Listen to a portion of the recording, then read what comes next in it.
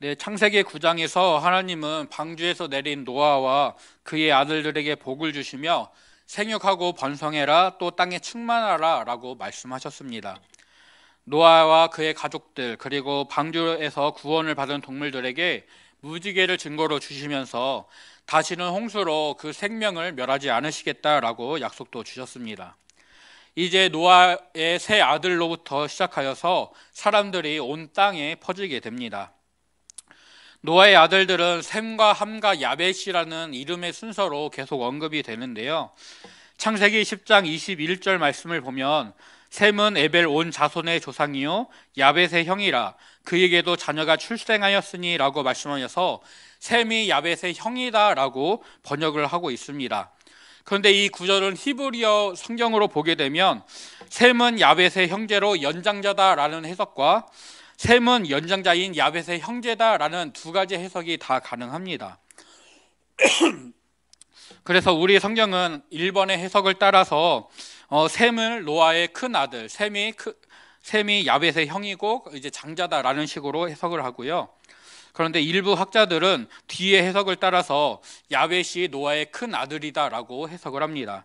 그래서 이 야벳이 유럽 지역에 거주하는 사람들이 되는데 유럽에서 중세 시대의 세계 패권을 장악하고 했던 것들이 이 야벳이 노아의 첫째 아들이었기 때문이다라고 주장하는 학자들도 있습니다. 또 함은 항상 두 번째로 등장을 하게 되고 또 창세기 9장 24절에서 함을 노아의 작은 아들이라고 말씀을 하고 있는데요. 이 작다라는 표현은 가장 어리다라는 뜻입니다. 그래서 함이 둘째 아들이 아니라 셋째 아들로 보기도 합니다. 그리고 창세기 10장에서 노아의 세 아들들의 족보를 기록하는데 먼저 야벳의 족보를 기록을 합니다. 야벳에게서는 14개의 민족이 나오게 되는데요. 야벳의 7아들이 7민족을 이루고 그리고 그 중에 2아들이 손자들을 낳았는데 그 손자들이 다시 7개의 민족을 이루게 됩니다. 야벳의 아들들 중에 고멜이라는 아들이 있는데 이 아들이 지금의 튀르키예와 우크라이나 그리고 러시아 남부지방에 살았던 킴메르 민족이라고 이제 학자들은 추측을 합니다. 그리고 마데라는 아들이 있는데 이 마데라는 아들은 바벨론을 멸망시켰던 메데 사람의 조상이 되었다라고 추측을 하고 있습니다. 또 야벳의 손자로서 야완의 아들인 달시스라는 사람이 나오는데요. 그는 요나 선지자가 니느웨로 가라는 하나님의 말씀을 불순종하고 그가 도망가려고 했던 땅끝에 있는 다시스라는 지금의 스페인에 있다고 이제 추측하는 그 다시스라는 성읍을 건축하고 살았던 사람으로 여겨집니다. 이렇게 야벳의 후손은 지금의 유럽 지역과 지중해 연안 그리고 튀르키예 지역에서 이제 살았고 그래서 성경 저자는 이들이 바닷가의 땅에 머물렀다라고 말씀하고 있습니다. 또 함의 아들은 구스와 미스라임과 북과 가나안 4명이다라고 소개를 합니다. 이 함의 자손들은 아프리카와 사우디아라비아 그리고 갈대아 지역인 이라크 북부 지역에서 살았는데요. 구스는 나일강 상류 지역으로 지금의 에티오피아를 가리킵니다. 그리고 미스라임은 2개의 맞자르라는 뜻인데요. 애굽 땅을 가리키는 별칭입니다. 고대 사람들은 애굽 사람들을 맞자르다라고 불렀고 그래서 이 미스라임이 2개의 맞자르라는 뜻으로 2개의 애굽이다라는 뜻을 가지고 있습니다.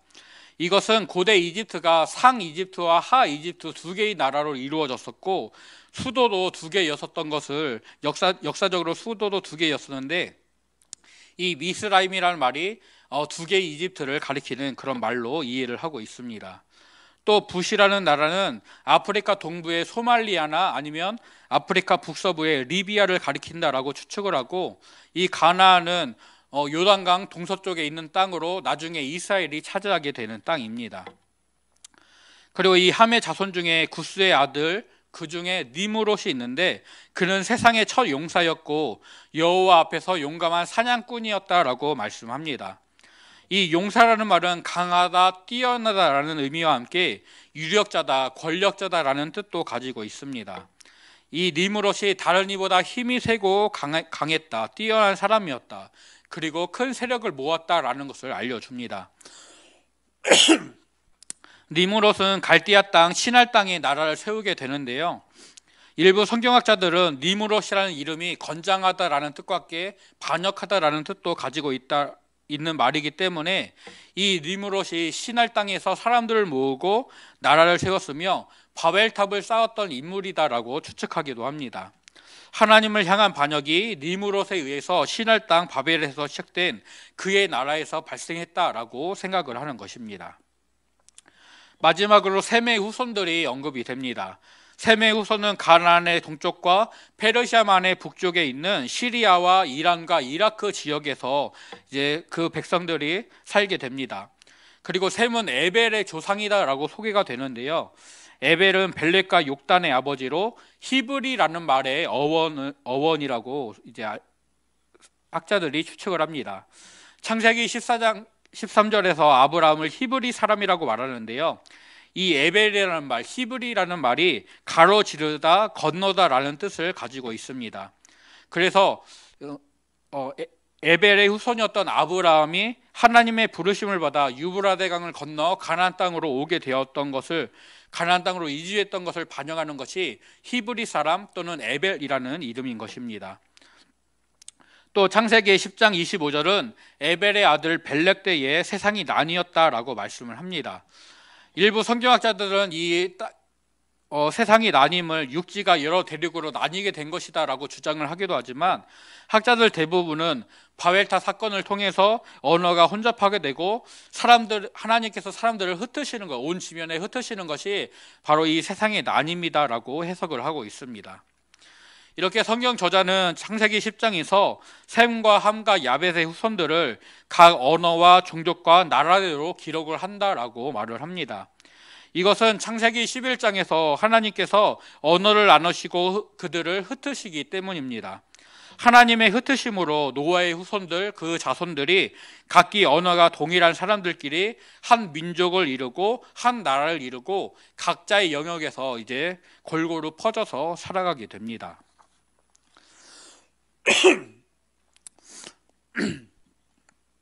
하나님이 언어를 나누시기 이전에는 당연히 언어가 하나였습니다.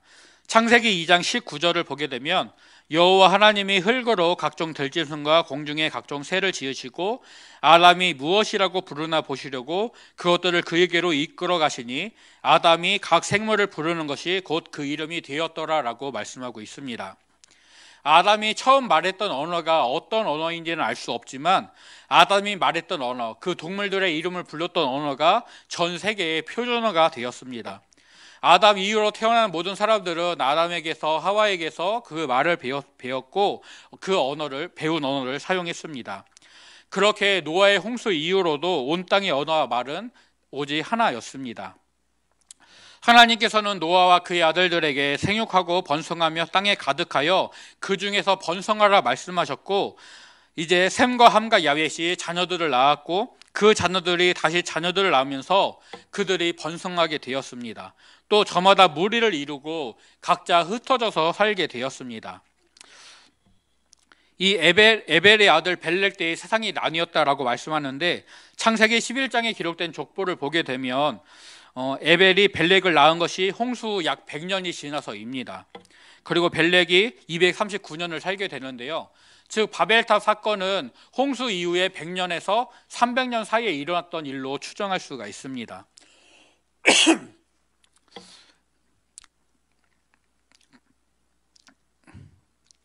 사람들이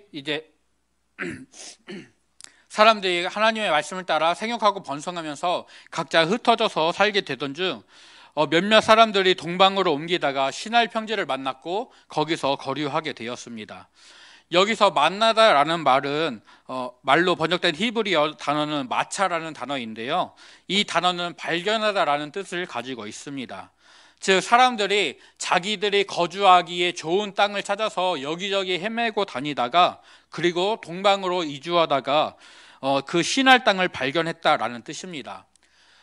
노아가 탔던 방주는 아라랏산에 머물렀다라고 성경은 기록하고 있습니다. 이 아라랏산이 지금의 터키와 아제르바이잔 사이에 그리고 이란 북서부 사이에 있는 산으로 아라라트 산으로 알려져 있는데요. 그 산의 북쪽에는 러시아와 그 티르키예를 가로지르는 큰 산맥이 있고 그 북서쪽으로는 흑해가 바다가 있습니다. 그쪽으로는 사람들이 갈 수가 없는 것이죠.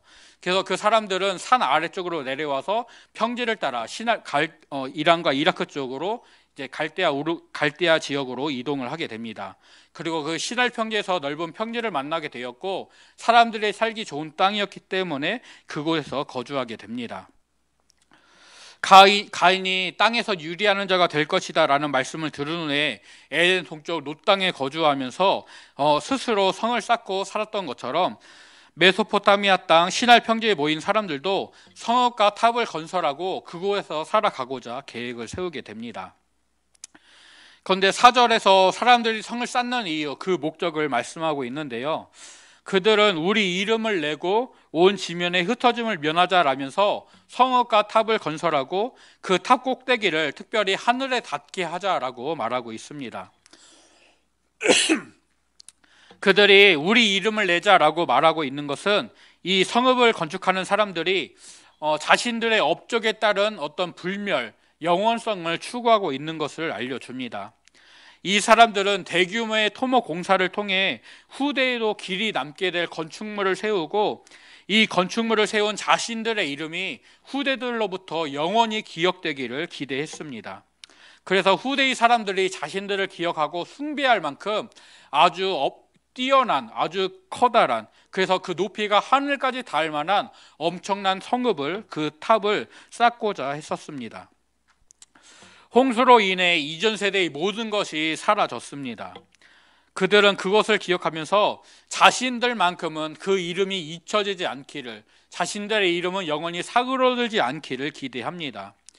다음으로 그들은 단합을 통해 얻는 그 힘을 직접 확인하고자 했습니다. 온 지면에 흩어짐을 면하자라고 그들이 말했는데요.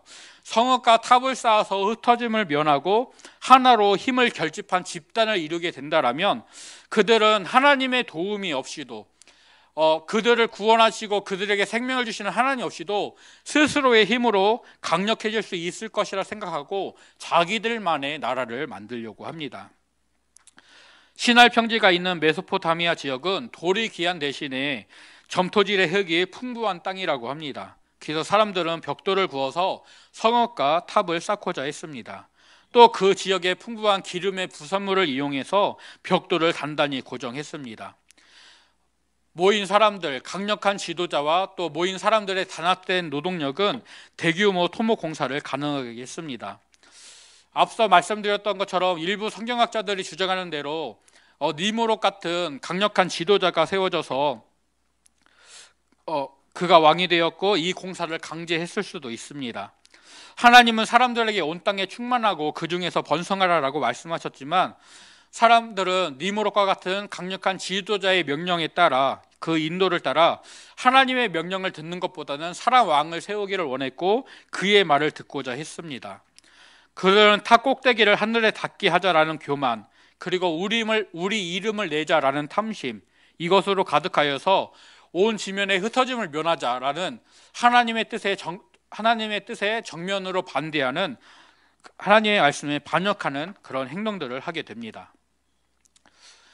오늘 이 바벨탑의 이야기는 온 땅의 언어가 하나였다라는 말씀을 시작으로 시날 평지에 쌓는 성읍과 탑으로 발전하게 됩니다. 그리고 하나님이 이것을 보시려고 내려오시는 것으로 정점을 찍고 있습니다. 그리고 하나님은 그 성읍 건설하는 것을 멈추게 하시고 온 땅의 언어가 혼잡해지게 하십니다. 그리고 이 기록, 하나님께서 이렇게 하셨다라는 기록으로 바벨탑 사건이 마무리가 됩니다. 하나님의 뜻에 따라 온 땅에 충만하게 하려 흩어지던 사람들이 자기 눈에 아주 좋아 보이는 시날 땅에 머물면서 탑을 건축했습니다. 하지만 하나님의 일을 막으시고 그 언어를 혼잡하게 하시면서 사람의 악한 생각과 계획이 이루어지는 것을 막으십니다. 사람들은 하나님의 뜻대로 온 지면에 다시 흩어지게 됩니다.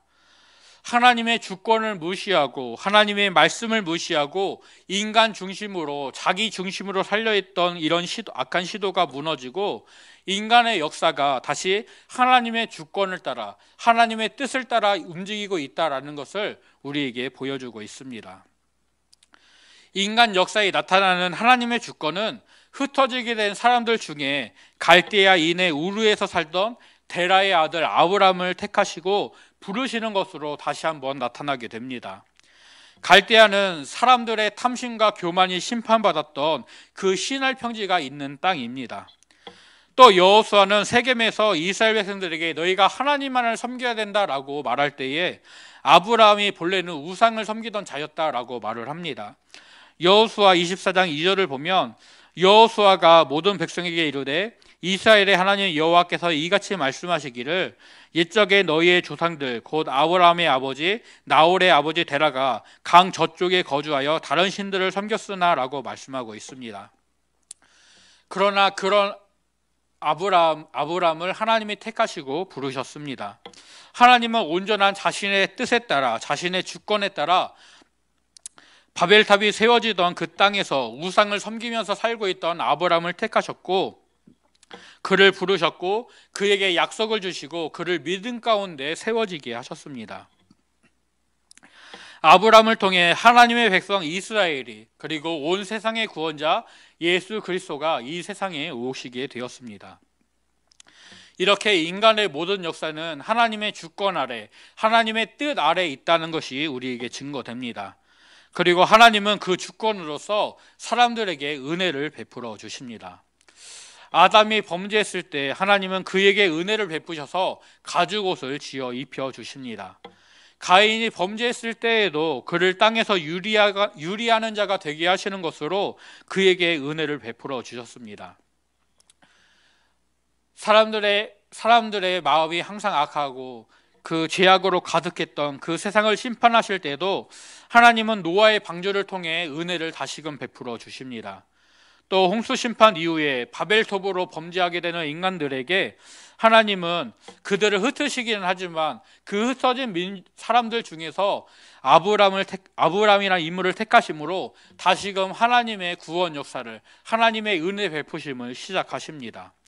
이렇게 또 이 하나님의 은혜는 죄와 사망의 저주 아래 아무 소망이 없는 사람을 위해 주시는 예수 그리스도의 대속을 통해 그 정점을 찍게 됩니다. 이 모든 은혜는 전적으로 하나님의 주권이고 하나님의 주권으로 일어났고 하나님의 뜻 가운데 우리에게 주어졌습니다. 오늘 말씀에서 언어를 혼잡하게 하시는 것, 또 바벨탑의 건설을 멈추게 하시는 것, 사람의 죄악을 심판하시고 그들의 악한 계획이 무너지게 하시는 것, 사람을 온 지면에 흩으시는 것 등 인간의 모든 역사가 하나님의 주권 아래에 있다라는 것이 드러납니다. 하나님의 뜻에 인간이 반할지라도 그것에 반역할지라도 결국은 다시금 하나님의 뜻만이 온전히 서게 되는 것을 우리는 볼 수가 있습니다.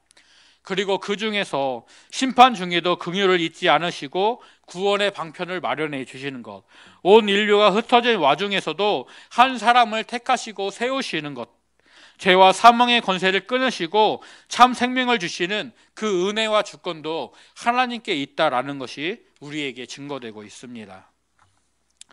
오늘 우리의 삶이 하나님의 주권 아래에 있다라는 것을 우리가 기억하기를 소원합니다. 이 세상 또한 하나님의 주권 아래에 있음을 우리가 기억해야 될 것입니다. 하나님의 은혜가 아니면 우리는 바로 설 수가 없고 이 세상 또한 제대로 운영될 수가 없습니다.